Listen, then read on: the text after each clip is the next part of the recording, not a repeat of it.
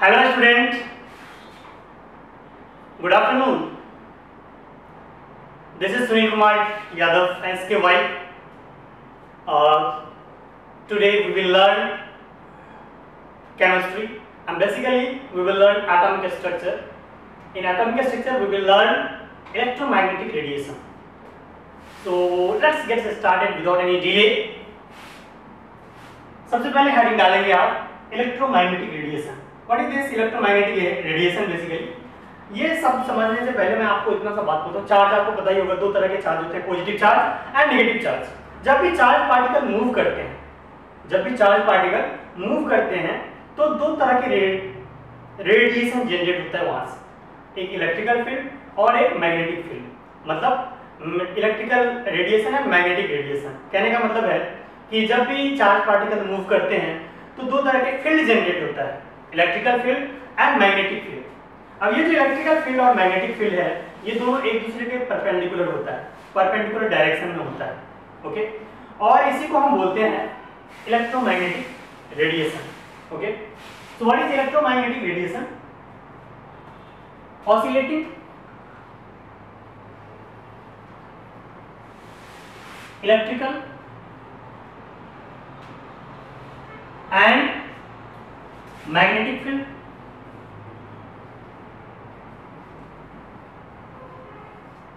oscillating electrical and magnetic field are known as electromagnetic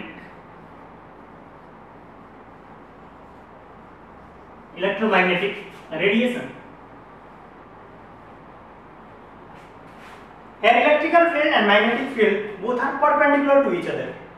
यानी कि अगर इलेक्ट्रिकल फील्ड वर्टिकल डायरेक्शन में है तो मैग्नेटिक फील्ड हॉरिजॉन्टल डायरेक्शन में इस तरह से कुछ होगा. ठीक है, तो आप पैराग्राफ चेंज करके लिख सकते हैं. Electrical field and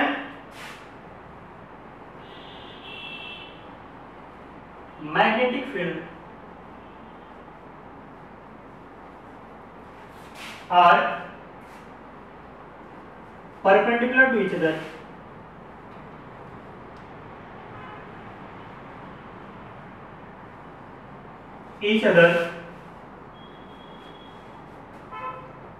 in electromagnetic radiation.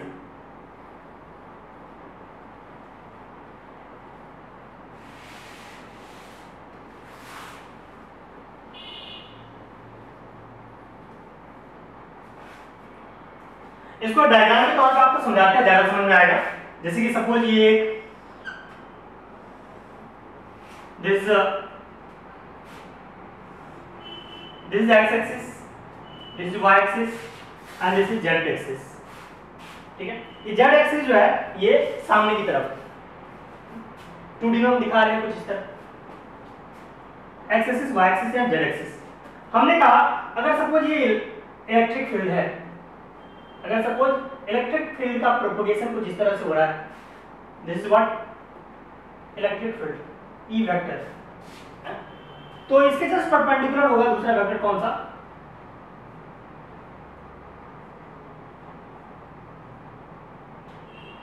B vector. यानी कि जो इलेक्ट्रिकल फील्ड होता है और जो मैग्नेटिक फील्ड होता है ये दोनों एक दूसरे के परपेंडिकुलर होते हैं. ये फिगर से आपको समझ में आ रहा होगा. अच्छा, जो इलेक्ट्रिकल फील्ड और मैग्नेटिक फील्ड के जरिए जो इलेक्ट्रोमैग्नेटिक रेडिएशन जनरेट होते हैं, यानी जो इलेक्ट्रोमैग्नेटिक रेडिएशन होता है उसमें वेव नेचर होता है. आपने सुना होगा particle nature, wave nature. Light dual nature का होता है, particle nature and wave nature. तो light is also electromagnetic radiation. और खास करके इस टॉपिक के अंदर बेसिकली यहाँ से हम समझना चाहते हैं कि जब इलेक्ट्रॉन का इमिशन होता है तो वहां से जो रेडिएशंस निकलते हैं उसका वो भी एक इलेक्ट्रोमैग्नेटिक वेव पैदा करता है. तो वहां की ये सारी चीजें हम डिटेल में आगे पढ़ेंगे. फिलहाल आपको इलेक्ट्रोमैग्नेटिक रेडिएशन समझ में आ गया होगा. अब हम इसको डायग्राम के तौर पे, एक दूसरे डायग्राम के तौर पे, ग्राफ के तौर पे बनाते हैं, आपको ज्यादा समझ में आएगा. सपोज ये है अपना y एक्सिस, ये है अपना एक्स एक्सिस और ये है जेड एक्सिस। तो हम कहेंगे जो इलेक्ट्रोमैग्नेटिक रेडिएशंस होंगे वो कुछ इस तरह से प्रोपोगेट करेंगे। जैसे अगर सपोज हम बात कर रहे हैं सिर्फ एक्स डायरेक्शन में बात कर रहे हैं, तो एक्स डायरेक्शन में ये देखो आप कुछ ऐसे,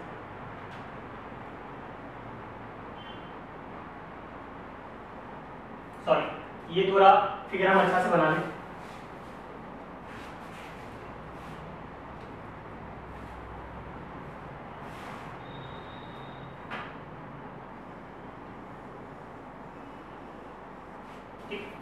तो वेव का प्रोपोगेशन कुछ इस तरह से होगा।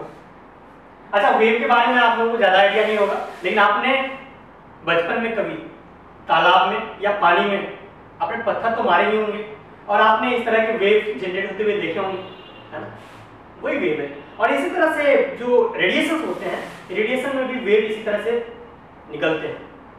हालांकि इसका वेवलेंथ का प्रॉपर्टी बिल्कुल उससे अलग होता है, ठीक है। अच्छा, एक और वेव की बात करते हैं जो इसके जस्ट परपेंडिकुलर डायरेक्शन में है। देखो आप फील करो, आप ये तो हमने हॉरिजॉन्टल, ये वर्टिकल डायरेक्शन में इस तरह से वेव दिखाया है जो कि हॉरिजॉन्टल डायरेक्शन में मूव कर रहा है। एक ऐसा वेव जो जस्ट इसके परपेंडिकुलर होगा वो किस तरह से होगा, ये कुछ इस तरह से जा रहा होगा। और ये जो हमने ब्लू कलर का जो वेव बनाया है, ये बेसिकली समझो आप, ये कौन सा वेव है, ये बेसिकली इस प्लेन में, अगर इस बोर्ड को हम यहां से कट कर दें तो जो प्लेन मिलेगा, यानी कि जो हॉरिजॉन्टल प्लेन इस तरह का मिलेगा, उसमें वेव मूव कर रहा है ऐसे। समझ में आया? बिल्कुल। यानी कि जो ब्लू कलर का जो वेव है, क्योंकि ये 2D में हम बना रहे हैं फिगर, तो आपको समझना जरूरी है। ये जो ब्लू कलर का वेव है वो कुछ इस तरह से मूव कर रहा है और जो रेड कलर का वेव है वो कुछ इस तरह से मूव कर रहा है। आई होप आपको क्लियर हो गया होगा। यानी कि अगर ये रेड कलर वाला जो हमने बनाया है, अगर ये इलेक्ट्रिकल फील्ड है, ई वेक्टर है, तो ये क्या है, this is B vector, that is magnetic field. और ये दोनों क्या होता है, एक दूसरे के परपेंडिकुलर होता है। E vector is this is electrical field and magnetic field, electrical field and this is magnetic field.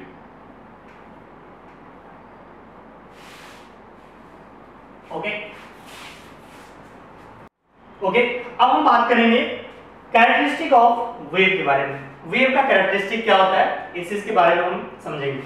सबसे पहले बात करते हैं, अगर ये वेव इस तरह से मूव कर रहा है, वेव इस तरह से प्रोपगेट कर रहा है, आगे की तरफ मूव कर रहा है, तो एक बार ये पिक पॉइंट बनेगा और यहाँ पे डेप्थ में भी एक पिक पॉइंट बनेगा, है ना? दो तरह के पिक पॉइंट।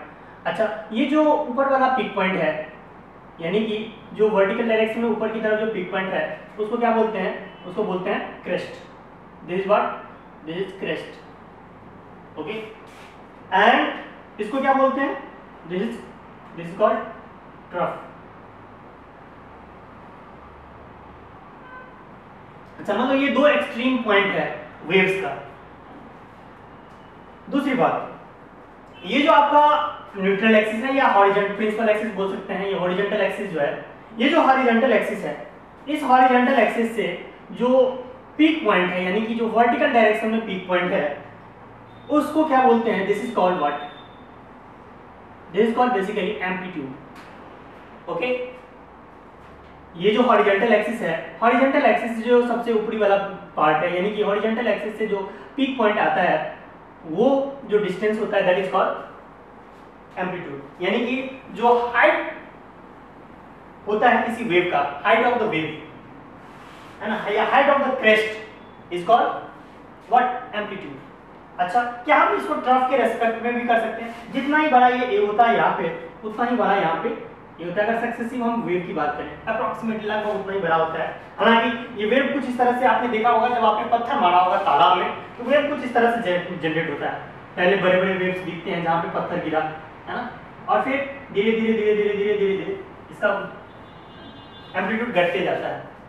ठीक, हम बात कर रहे हैं बेसिकली सक्सेसिव वेव का, और उसके सक्सेसिव वेव के बारे में बात कर रहे हैं बेसिकली।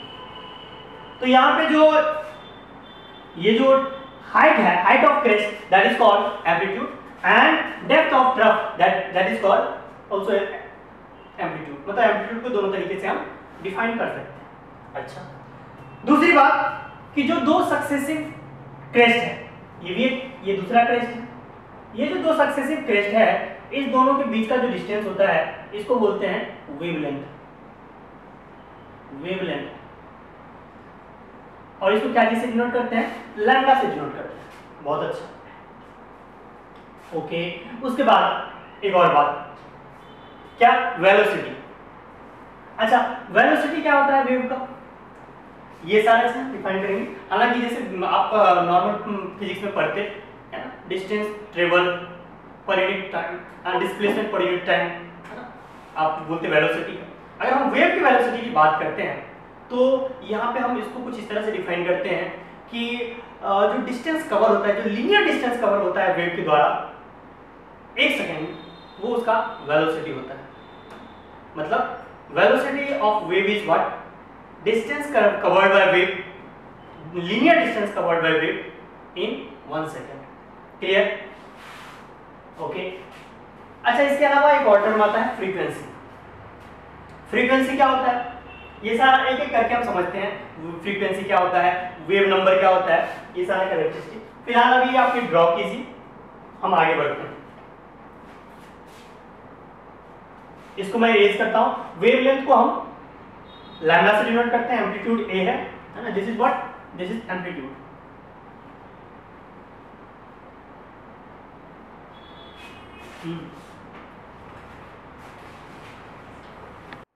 ओके, नेक्स्ट हेडिंग डालिए, wavelength. What is wavelength?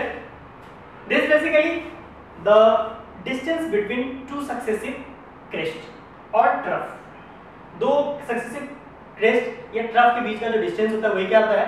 That is wavelength. Okay, लिखिए, the distance between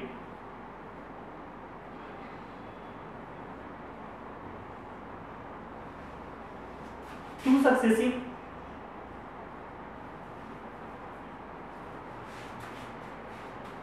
crest or trough is called wavelength. Okay, अच्छा, वेवलेंथ को कैसे रिप्रेजेंट करते हैं? It is represented by lambda, represented by lambda. अच्छा, ये एक डिस्टेंस है, और अगर ये डिस्टेंस है तो इसका यूनिट क्या होगा? ऐसा यूनिट मीटर में बोलेंगे, है ना। सो यूनिट ऑफ वेवलेंथ, हाँ, अगर ऐसा यूनिट की बात करें तो मीटर होगा। ये सेंटीमीटर में भी हो सकता है ना? ये डेसीमीटर में भी हो सकता है। अच्छा, बेसिकली वेव जो इलेक्ट्रोमैग्नेटिक रेडिएशंस होते हैं उसके वेवलेंथ बहुत छोटे होते हैं। मतलब 1 मीटर का 10 टू पावर मतलब 10 टाइम, है ना, यानी कि बहुत छोटा होता है, और उसको हम बोलते हैं बेसिकली एंगस्ट्रॉम, या फिर नैनोमीटर रेंज में होता है। बहुत छोटे छोटे वेव्स होते हैं, है ना, नैनोमीटर। तो यूनिट क्या क्या है किसके? वेवलेंथ के। मीटर हो सकता है, सेंटीमीटर हो सकता है, एंगस्ट्रॉम हो सकता है, नैनोमीटर हो सकता है ना, या पिकोमीटर हो सकता है, etc। अच्छा, ये मीटर क्या है? दिस इज ऐसा यूनिट। बहुत अच्छा। अच्छा, अब थोड़ा सा कुछ रिलेशन है जो कि आपको याद रहना चाहिए। क्या? दैट इज वेरी इंपॉर्टेंट कि 1 नैनोमीटर का मतलब क्या होता है? What is the meaning of 1 nanometre? जब हम बोलते हैं 1 नैनोमीटर, तो meaning of 1 nanometre is equal to 10 to power -9 metre. ठीक है। इसी तरह से अगर हम बात करें, क्या 1 नैनोमीटर की बात किया हमने, इसी तरह बात किया सपोज 1 एंगस्ट्रॉम की। What is the value of 1 angstrom? 1 angstrom equals to 10 to power -10 metre. Getting? इसी तरह अगर हम बात करें 1 पिकोमीटर का, 1 picometre is equals to 10 to power -12 metre. तो ये कुछ इंपॉर्टेंट है जो कि आपको याद रखना चाहिए रिलेशन। ठीक है। This is very important, you must remember this. अब हम आगे पढ़ेंगे एम्पलीट्यूड। नेक्स्ट हेडिंग आ रही है एम्पलीट्यूड।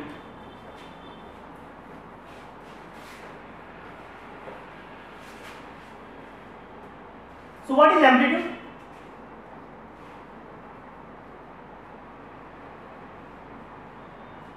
What is amplitude?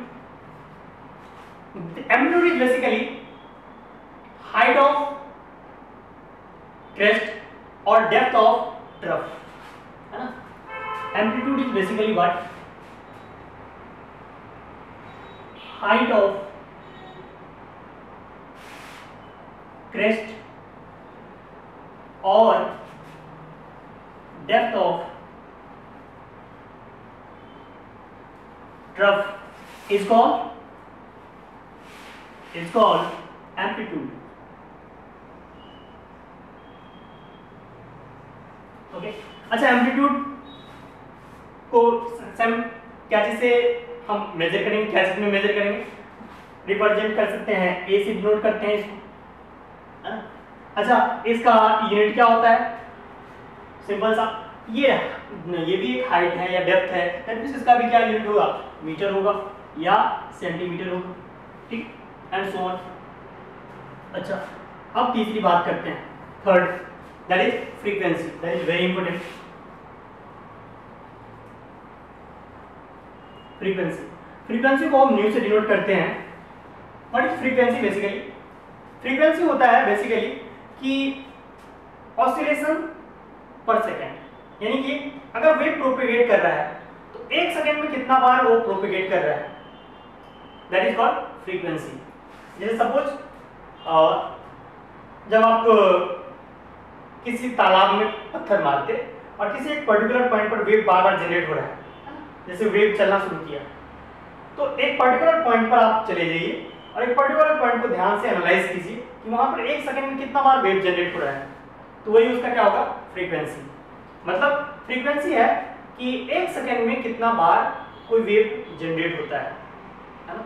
जैसे कि आप एक हाथ में रस्सी पकड़ लीजिए और दूसरे साइड में दूसरे को पकड़ा दीजिए, आप जोर से उसको हिला दीजिए। जैसे आप इस तरह से, है ना, सेक करते हैं रस्सी को, क्या होता है? वेव जनरेट होता है। और एक पॉइंट पर किसी को एक बगल में खड़ा कर दीजिए, उसको बोलिए काउंट करो कितना बार वेव, ये इस तरह का वेव जनरेट हो रहा है। तो अगर किसी पर्टिकुलर पॉइंट पर वो एनालाइज करेगा एक सेकंड में जितना बार वेव जनरेट हो रहा है, वही उसका फ्रीक्वेंसी है। अगर एक सेकंड में 2 बार हुआ तो हम कहेंगे फ्रीक्वेंसी 2 है। अगर 10 टाइम्स हुआ तो कहेंगे frequency 10। Okay, so what is frequency? Frequency is basically number of wave passing through a point in 1 second. In 1 second is called frequency.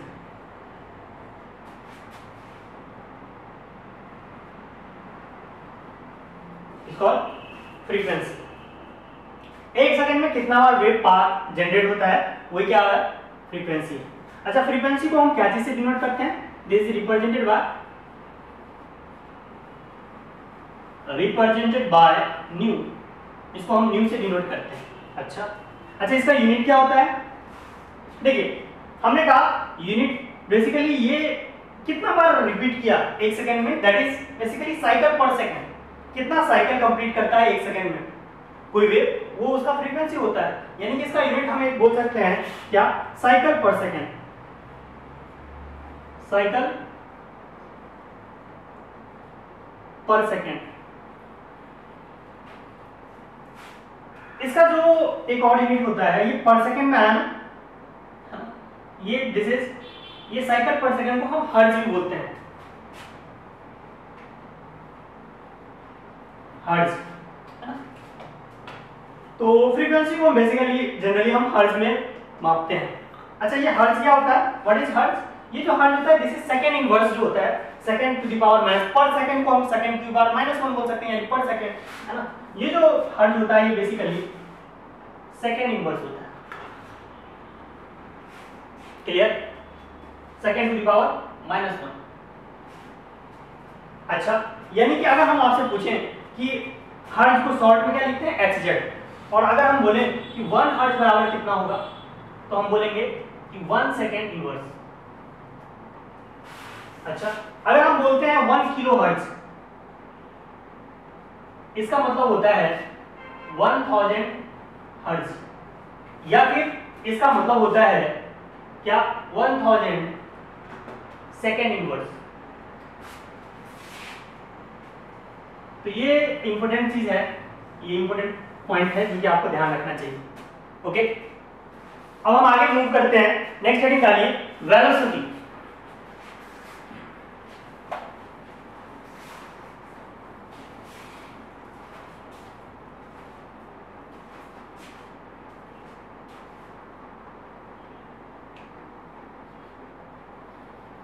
Velocity, velocity fourth point है ये। What is velocity of wave? Basically velocity बताता है कि wave किस, मतलब एक कितना time में, मतलब पर सेकंड में कितना डिस्टेंस कवर कर रहा है। लीनियर डिस्टेंस जो वेव कवर करता है एक सेकंड में, वही उसका क्या होता है, वेलोसिटी, है ना। Distance, linear distance, distance covered by waves in 1 second, in 1 second is called velocity of, is called velocity of wave। अच्छा, इसका यूनिट क्या होगा? एज यूजुअल वेलोसिटी का यूनिट क्या होता है, मीटर पर सेकेंड। Get it? अब एक बहुत ही इंपॉर्टेंट जो कि आपके लिए नया है, ये आपने नहीं पढ़ा होगा, and that is wave number. Fifth लिखिए, वेव नंबर। और वेव नंबर जो है उसको हम डिनोट करते हैं, जैसे फ्रीक्वेंसी को हमने न्यू से डिनोट किया, तो वेव नंबर को हम न्यू बार से डिनोट करते हैं। ओके, नाम से यह स्पष्ट है कि वेव नंबर यानी कि number of wave, this is related to number of wave. Number of wave in 1 second is called wave number. Number of wave in 1 centimetre length, 1 centimetre length में जो नंबर ऑफ वेव जनरेट होगा उसको हम क्या बोलते हैं, wave number. एक unit length में कितना बार वेव जनरेट हुआ उसको हम बोलते हैं वेव नंबर। सो लिखिए आप, number of wave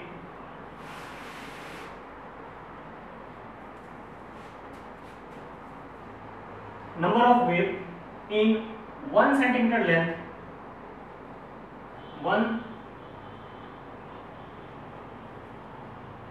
centimeter length,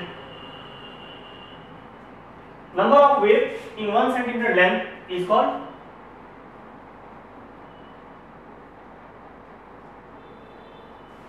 called wave number। अच्छा, वेव नंबर को क्या से डिनोट करते हैं? इट इज रिप्रेजेंटेड बाय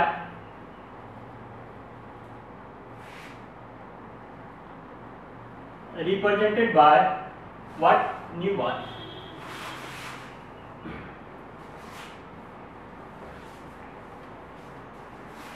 बताइए, अगर ये न्यू बार है और ये 1 सेंटीमीटर लेंथ में कितना बार वेव जनरेट होता है, वो बताता है क्या, वेव नंबर को। यानी कि अगर हम बात करें वेव नंबर, तो ये रिलेटेड होता है वेवलेंथ से। वेवलेंथ बड़ा होगा तो नंबर ऑफ वेव कम होगा। इसको हम एक एग्जांपल के तौर पे आपको समझाते हैं तो आपको ज्यादा समझ में आएगा। जैसे सपोज हम बात करें कि आपने तालाब में पत्थर मारा, लेकिन धीरे से मारा है। आपने जब धीरे से पत्थर मारा होगा तो इस तरह से वेव जनरेट हो रहा होगा।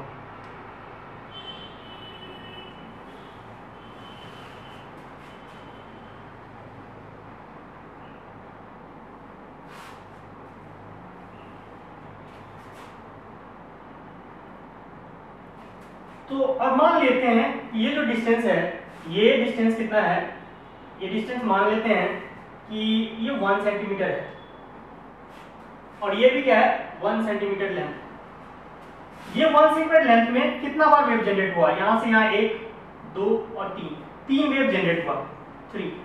तो हम बोलेंगे कि इसका फ्रीक्वेंसी कितना है 3। एक वेव, दूसरा वेव और ये तीसरा वेव, 3 वेव जनरेट हुआ तो हम कहेंगे इसका फ्रीक्वेंसी क्या है 3 है। अच्छा, अभी आप गुस्से में हो, जोर से आपने पत्थर मारा किसमें, तालाब में, क्या होगा, फिर से वेव जनरेट होगा, लेकिन इस बार जो वेव होगा वो बड़े बड़े वेव होंगे इस तरह से। ये जो 1 सेंटीमीटर लेंथ में है, इस बार जो है सिर्फ 2 वेव जनरेट हुआ, मतलब इस बार वेवलेंथ जो है बड़ा है। वेवलेंथ इस केस में क्या है, इस केस में वेवलेंथ तो है लेकिन छोटा है, ठीक है। और हम इस केस में कहेंगे फ्रीक्वेंसी कितना है, एक वेव जनरेट हुआ ऐसे तो 1, फ्रीक्वेंसी हम बोलेंगे कि 1 है। अच्छा, इस बार जो 1 सेंटीमीटर लेंथ है वो समझिए यहां से यहां का लेंथ है 1 सेंटीमीटर, ये आपका 1 सेंटीमीटर लेंथ। तो 1 सेंटीमीटर लेंथ में आपने समझ लिया होगा कि ये जितना, अगर हम कहते हैं कि वेवलेंथ बड़ा है तो फ्रीक्वेंसी क्या आया, कम आया। इस बार फ्रीक्वेंसी कितना है 1 है और इस केस में फ्रीक्वेंसी कितना है 3 है। जब वेवलेंथ बड़ा है तो फ्रीक्वेंसी कम है, जब वेवलेंथ छोटा है, जब छोटा छोटा वेवलेंथ है तो फ्रीक्वेंसी ज्यादा है, यानी इनवर्सली प्रोपोर्शनल है। यानी कि जो न्यू बार होता है वो न्यू बार जो होता है that is new bar is equals to 1 upon lambda. New bar is inversely proportional to lambda. Here lambda is what? Lambda is wavelength. So I can say that what? This wave number is reciprocal of wavelength. Wave number is reciprocal of wave number. Clear? अच्छा बताइए इस case में unit क्या होगा new बार का, obviously इसका unit क्या होता है सेंटीमीटर, अगर है तो इसका क्या होगा सेंटीमीटर इनवर्स। अगर लैम्डा सेंटीमीटर में है तो सेंटीमीटर इनवर्स, या मीटर इनवर्स, अगर लैम्डा मीटर में है तो मीटर इनवर्स, सेंटीमीटर इनवर्स या metre inverse. Clear? Okay okay, next heading आ रही है relation between wavelength, frequency and velocity of wave. अच्छा एक बात मैं आपसे बोलता हूं, आप पहले इस बात को समझिए फिर हम आपको लिखाते हैं। पहली बात बताइए कि अगर वेवलेंथ बड़ा है इसका मतलब क्या होगा, वेवलेंथ बड़ा मतलब बड़े बड़े स्टेप ले रहे हैं, और अगर हम बड़े बड़े स्टेप ले रहे हैं तो क्या होगा, अगर हम बड़े बड़े स्टेप ले रहे हैं तो हमारा वेलोसिटी ज्यादा होगा ना, अगर रिपीटेशन स्टेप का सेम टाइम पे हो रहा है और अगर हम बड़े बड़े स्टेप ले रहे हैं तो हमारा वेलोसिटी क्या होगा ज्यादा होगा। अगर वेवलेंथ ज्यादा है तो कहते हैं वेलोसिटी भी ज्यादा होगा। बहुत अच्छा, हमने कहा कि वेवलेंथ ज्यादा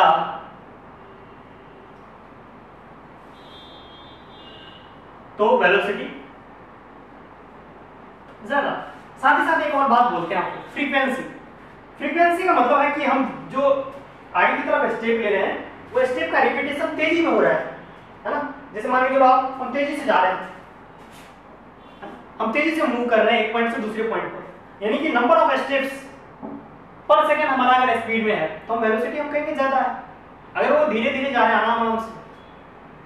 आराम से मूव कर रहे हैं, यानी नंबर ऑफ स्टेप्स पर सेकंड जो है कम है, तो हम कहेंगे कि वेलोसिटी कम है। सेम वैसे ही वेव के लिए भी होता है, अगर नंबर ऑफ वेव पर सेकंड कम है यानी फ्रीक्वेंसी कम है तो वेलोसिटी भी कम होगा। अगर फ्रीक्वेंसी कम है तो वेलोसिटी कम होगा, अगर फ्रीक्वेंसी ज्यादा है तो वेलोसिटी भी ज्यादा होगा, यानी फ्रीक्वेंसी ज्यादा तो वेलोसिटी भी क्या होता है ज्यादा होता है। अब इसी बात को आप थोड़ा सा बस लैंग्वेज में लिख लीजिए,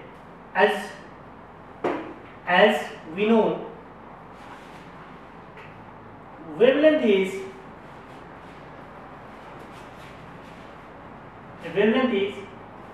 the distance between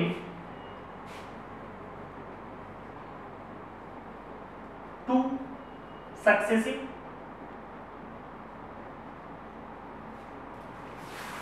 crest or trough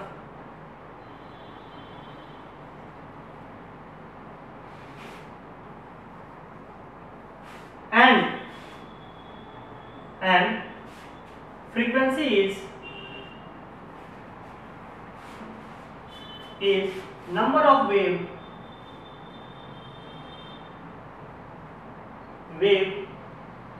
in 1 second.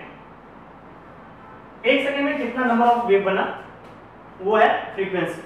अगर इस तरह की बात है तो हम क्या बोल सकते हैं,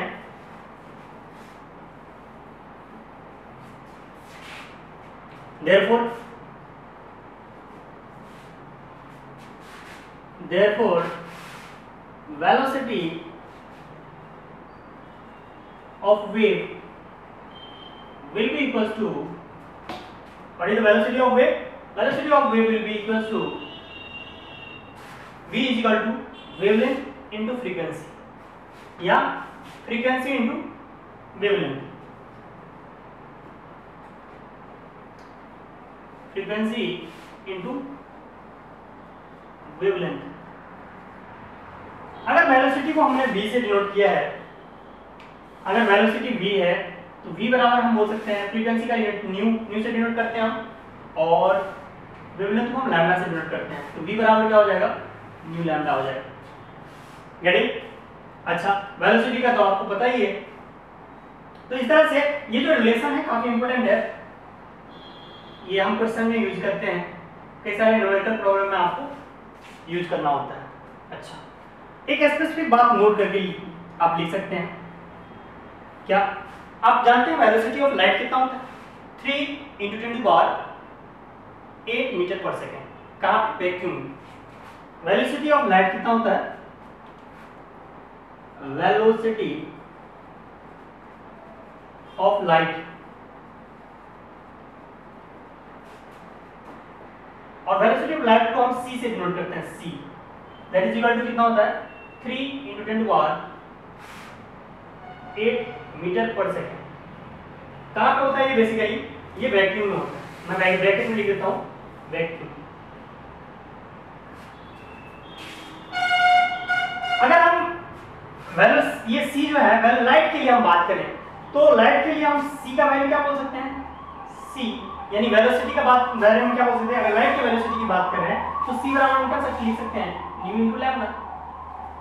यानी कि अगर हम लाइट की बात कर रहे हैं तो लाइट के लिए वेलोसिटी क्या होगा, न्यू इनटू लैम्डा, उसका फ्रीक्वेंसी इनटू उसका वेवलेंथ।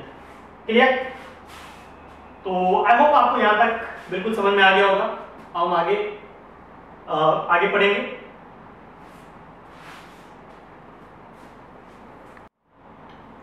नेक्स्ट हेडिंग आ रही है order of wavelength in electromagnetic spectrum.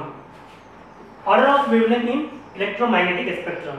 देखो ये काफी इंपॉर्टेंट है और बहुत ही आसान सा क्वेश्चन आता है यहाँ से, numerical question, multiple choice question, NEET में, जेईई में, है ना। तो बिल्कुल 5 नंबर फ्री के हैं, आप ध्यान से समझिए, अभी का भी आपको याद हो जाएगा, और बिल्कुल फ्री के 5 नंबर।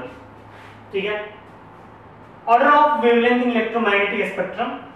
ये जो इलेक्ट्रोमैग्नेटिक हमने वेव की बात की, और वेव में वेवलेंथ होता है। अगर वेव का वेवलेंथ वेरी करते जाए तो वो डिफरेंट टाइप्स के स्पेक्ट्रम पैदा करते हैं। स्पेक्ट्रम का मतलब आपको अगर हम बताएं तो आपको ज्यादा समझ में आएगा।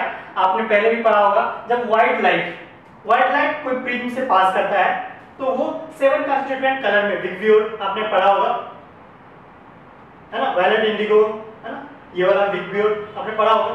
तो वो 7 कंस्टिट्यूएंट कलर में कन्वर्ट हो जाता है। याद है आपको ये वाला?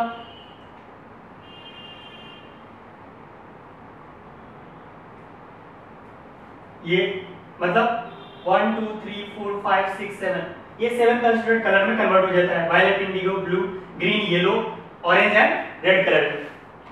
तो ये एक पर्टिकुलर वेवलेंथ है। कौन सा वेवलेंथ? बेसिकली ये वो वेवलेंथ है जिसको हम देख सकते हैं। दुनिया की जो भी चीजें आपको दिखती है अपने नेक्ड आई से, खुली आंखों से, वो सारा का सारा विजुअल रेंज में लाई करता है और इसका वेवलेंथ बहुत छोटा होता है बेसिकली देखा जाए तो। अगर हम ये पूरे कंप्लीट इलेक्ट्रोमैग्नेटिक स्पेक्ट्रम का स्टडी कर रहे हैं और अगर पूरे इलेक्ट्रोमैग्नेटिक स्पेक्ट्रम की बात करें और उसके वेवलेंथ की बात करें तो आपको मैंने पहले ही बता दिया कि वेवलेंथ बहुत छोटे छोटे होते हैं। जैसे कि लाइट एक इलेक्ट्रोमैग्नेटिक वेव है, क्या लाइट आपको दिखता है कि ऐसे करके घूमते हुए आ रहा है? नहीं दिखता। क्यों? क्योंकि इसके वेवलेंथ बहुत छोटे होते हैं, आप देख भी नहीं सकते है? ओके, जो सन से रेज निकलता है जिसके वेवलेंथ छोटे होते हैं, कितना 10⁻16 मीटर के रेंज में, ये हमने वेवलेंथ के ऑर्डर लिखे हैं। अगर वेवलेंथ मीटर में कितना इस ऑर्डर में हो 10⁻16 मीटर के ऑर्डर में हो तो जो वेवलेंथ होता है उसके कॉरस्पॉन्डिंग जो रेडिएशंस निकलते हैं उसको बोलते हैं कॉस्मिक रेज। क्लियर? यानी कि कॉस्मिक रेज वो रेज है जिसका वेवलेंथ बहुत छोटा होता है। अच्छा, उससे ज्यादा वेवलेंथ किसका होता है? गामा रेज का, उससे ज्यादा एक्स रेज का। और यहाँ पे हमने वैल्यू भी लिखे हैं, ये ऑर्डर में 10⁻16 से 10⁻12 मीटर के रेंज में होता है गामा रेज। अच्छा, एक्स रेज 10⁻10 मीटर, इसी तरह से अल्ट्रावायलेट रेज, विजुअल रेंज, है ना, ये सारे का हमने वैल्यू लिख रखा है। विजुअल रेज के लिए विजुअल रेज जो है उसको हमने अलग से स्पेशली आपको बता दिया है। ठीक है, इंफ्रारेड रेज 10⁻6, इसी तरह से माइक्रोवेव 10⁻²। अब ध्यान से देखिए, हम लेफ्ट से राइट की तरफ जा रहे हैं इस सीरीज में, तो यहाँ पे वेवलेंथ बहुत छोटा है और यहाँ पे इधर जाके वेवलेंथ बड़ा है। यानी रेडियो वेव का वेवलेंथ सबसे ज्यादा होता है और सबसे कम वेवलेंथ किसका होता है? कॉस्मिक रेज का, उससे ज्यादा गामा रेज का, उससे ज्यादा एक्स रेज का, उससे ज्यादा अल्ट्रावायलेट रेज का। तो ये आपको बिल्कुल सीरीज में याद रहना चाहिए, है ना, सीक्वेंस में आपको याद रहना चाहिए। ओके, तो क्या ये वैल्यू भी याद रखना है? जी नहीं, वैल्यू याद रखने की जरूरत नहीं है, ये बस आपको फील आने के लिए हमने लिखा है। ओके, तो सर ये इसको कैसे याद रखेंगे? ये तो मैं भूल जाऊंगा 6 महीने बाद, तो हम आपको एक ट्रिक बताते हैं और अभी क्या अभी आपको याद होगा और इसके बाद कभी नहीं भूलेंगे। ठीक है? अच्छा, एक और विशेष बात, जो आपका विजुअल रेंज में जो लाई करता है रेज, उसका जो वेवलेंथ होता है, उसका वेवलेंथ का जो रेंज होता है वो लाई करता है 4000 एंगस्ट्रॉम से 7500 एंगस्ट्रॉम के बीच में। अच्छा, इसको मीटर में हम कन्वर्ट कर सकते हैं, बस आपने इसमें क्या करना है 10⁻10 से मल्टीप्लाई कर देना है, 4 × 10⁻10 मीटर में आ जाएगा, है ना, तो मीटर में भी आप समझ सकते हैं इसको। ठीक है, तो कहने का मतलब है सबसे ज्यादा वेवलेंथ वैसे अगर बात करें तो रेड का वेवलेंथ सबसे ज्यादा होता है और सबसे कम वेवलेंथ अगर बात करें तो वायलेट कलर का सबसे कम वेवलेंथ होता है। जो कलर स्पेक्ट्रम में हम जो वेवलेंथ देखते हैं, ये जो कलर दिखता है आपको, दुनिया का कोई भी जो कलर आपको दिखता है वो वेवलेंथ का कमाल है।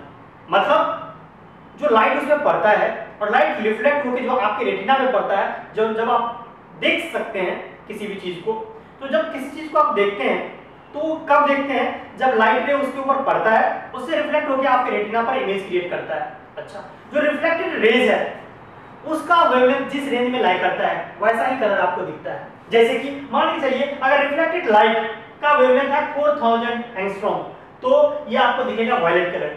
यहीं पे अगर वो रिफ्लेक्टेड लाइट का वेवलेंथ अगर 7500 एंगस्ट्रॉम है तो वही चीज आपको रेड कलर दिखेगा। एक ही चीज का कलर अलग अलग दिख सकता है अगर रिफ्लेक्टेड लाइट का कलर अलग अलग हो, है ना। अच्छा, तो फिर जो आदमी गोरे हैं वो काले दिखेंगे, काले हैं तो गोरे दिखेंगे। ऐसा भी हो सकता है क्या काले लोग गोरे दिखें और गोरे लोग काले, अंग्रेज काले दिखें? हाँ, ये पॉसिबल है तब अगर हम रिफ्लेक्टेड लाइट का वेवलेंथ चेंज करते जाएं, गोरे लोगों को गर्म कर दें, बहुत ज़्यादा हीट कर दें, है ना। ऑब्वियसली इंसान को हीट नहीं करना चाहिए, फिर भी मैं एक बात बताऊँ एग्जाम्पल के तौर पर, हीट करें उसको, हम गर्म करें, उससे जाने वाला रेडिएशन है वो चेंज होते जाएगा और उसका कलर भी करस्पॉन्डिंगली चेंज होते जाएगा। क्लियर? तो कहने का मतलब है दुनिया का कोई भी कलर जो आपको दिखता है, व्हाइट, ब्लू, ग्रीन, ये जो भी कलर है ये सारा का सारा कमाल है वेवलेंथ का। जिसका वेवलेंथ जिस रेंज में लाई करता है वो उसी कलर का हमें दिखता है। क्लियर? अच्छा, ये जो सीरीज है उसको हम कैसे याद करें?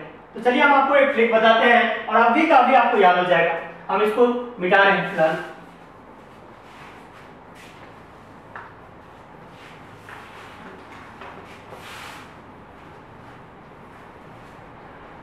देखिए, जैसा कि मैंने बोला आपको क्या कि वेवलेंथ का ऑर्डर, है ना, तो इसको एक बस कहानी के तौर पे आप याद रखिए। एक बार की बात है, दादाजी का ये रेडियो है। आपने पुराने जमाने में रेडियो देखा होगा, है ना, इस तरह के होते थे। ये दादाजी का रेडियो है, बहुत पुराना है, और इसमें क्या हो गया है, मकरा हो गया है। मकरा, मकरा जानते हैं आप? हाँ, कीड़े, छोटे छोटे जो कीड़े होते हैं, मकरा। इस रेडियो में मकरे हो गए हैं। अच्छा, हम केमिस्ट्री जानते हैं और केमिकल्स का यूज करना जानते हैं, तो हमने कहा कि एक काम करते हैं कि इसमें हम क्या करते हैं, हम यूज कर लेते हैं पेस्टिसाइड, ताकि मकरा मर जाए। ठीक है, हम कुछ केमिकल्स का यूज कर दें ताकि ये मकरा इसके अंदर खत्म हो जाए। बजाय कि इसको खोले, उतना मेहनत करें, इसमें हम पेस्टिसाइड मिला देते हैं, खत्म हो जाएगा मकरा सारा का सारा। तो जैसे ही इसमें जो केमिकल्स मिलाया जाता है, क्या होता है, मकरा कम होना चाहिए था, लेकिन मकरा खड़िया खत्म हो जाना चाहिए था, लेकिन मकरा खत्म नहीं होता, मरता नहीं, और मकरा ज्यादा बढ़ने लगता है ना, और ज्यादा मकरा बढ़ने लगता है। यानी केमिकल जो था, वो जो केमिकल्स हमने यूज किया, उससे और मकरा को भोजन मिल गया, उसका ग्रोथ और बढ़ने लगा, उल्टा हो गया एक्सीडेंटली। तो एक फ्रेंड दूसरे फ्रेंड से कहता है, क्या बोलता है, बोलता है, कसम से यार एक्स्ट्रा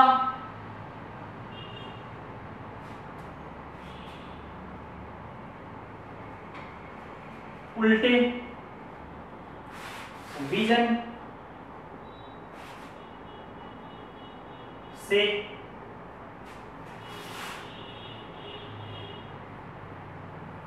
इनफ मकरा रेडियो में। वो बोलता है, कसम से यार एक्स्ट्रा उल्टे विजन से इनफ मकरा रेडियो में। अच्छा, इसका मतलब आप क्या यूज करना चाह रहे हो यहाँ पे? ये जो कसम है, ये कसम का मतलब है हमारा कॉस्मिक रेज। कॉस्मिक रेज, ये जो गामा, ये जो यार है, यार का मतलब है गामा रेज, ये एक्स्ट्रा का मतलब है एक्स रेज, ये उल्टे का मतलब है यहाँ पे ultraviolet rays, UV rays, ultraviolet rays. अच्छा, ये विजन का मतलब है यहाँ पे विजिबल रेज।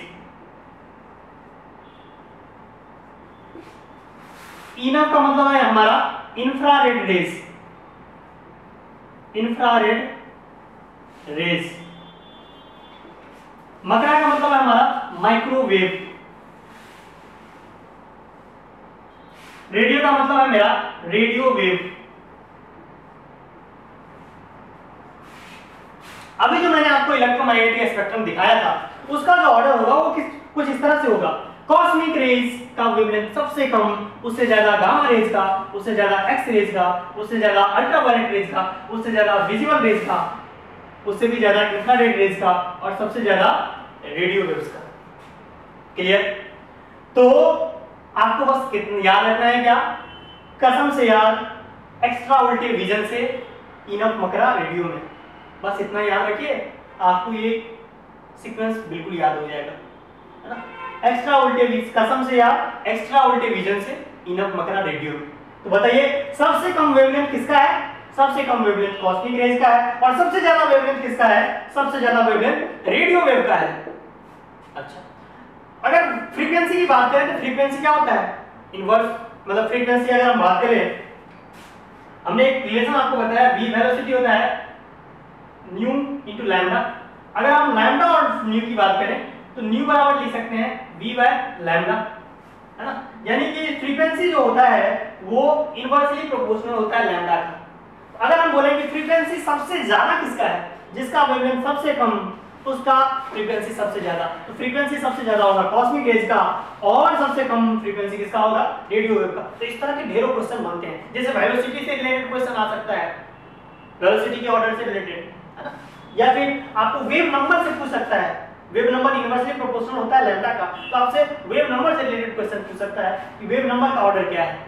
ठीक है, तो इस तरह के क्वेश्चन बनते हैं। ओके, आई होप आपको क्लियर हो गया होगा। ठीक,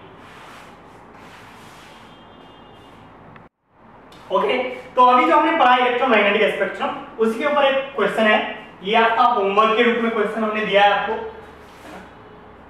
आपको होमवर्क करना है। क्वेश्चन है which of the following statement about electromagnetic spectrum is not correct। ध्यान रहे नॉट करेक्ट आपसे पूछा है। चार ऑप्शन दिए हुए हैं। Infrared radiation have larger wavelength than cosmic rays, the frequency of microwave is less than that of ultraviolet rays, X rays have larger wave number than microwaves, the velocity of X rays is more than that of microwave. जो भी correct option है आपको choose करना है और आपको group में जो करेक्ट आंसर है आपको भेजने हैं। ओके, तो आज के लिए इतना ही, मिलते हैं नेक्स्ट लेक्चर में। Okay, thank you very much.